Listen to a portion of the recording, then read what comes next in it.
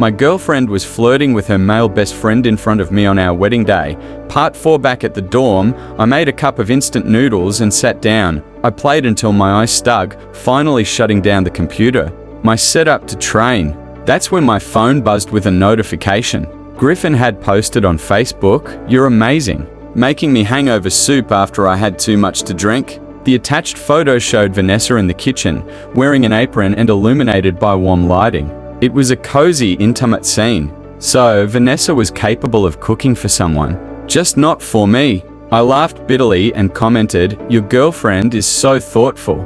Wishing you both a lifetime of happiness." Then I blocked both Griffin and Vanessa. Minutes later, an unknown number called. Vanessa's voice came through the line.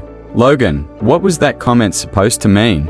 Do you have to make everyone miserable to feel satisfied? Apologize to Griffin right now, or don't bother trying to see me this week." I chuckled softly. "Don't worry, I won't be bothering you again." I hung up and didn't answer when she called back. The days that followed were quiet. I immersed myself in training and started getting used to life without her.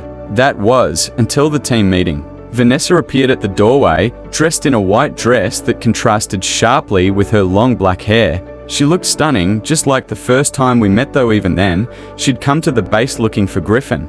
I let out a low laugh and walked past her into the meeting room without a word.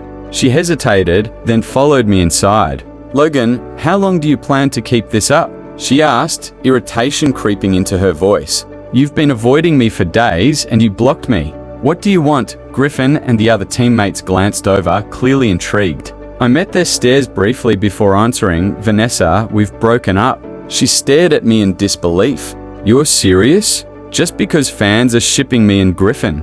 Her tone carried a note of blame. "When did you become so unreasonable, Logan? You know that's just a joke. Griffin and I are just friends. Can you stop misinterpreting things?" Griffin's expression shifted into something more complicated, tinged with jealousy. But I didn't care anymore.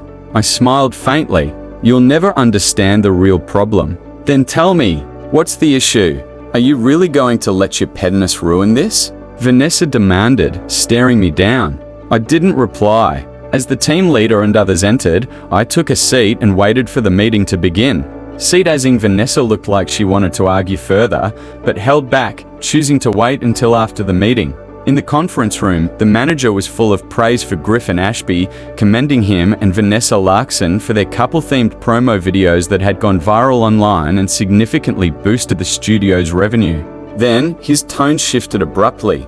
Meeting his meaningful gaze and catching Griffin's condescending smirk, a wave of unease washed over me. Sure enough, the manager turned to me and said, "Logan Hartman, you've worked so hard over the past 2 years, so to give you some well-deserved rest, we've decided to remove you from the active roster temporarily. Griffin will be taking over the jungler position and leading the team as captain in future matches. Don't worry, your contributions won't be forgotten.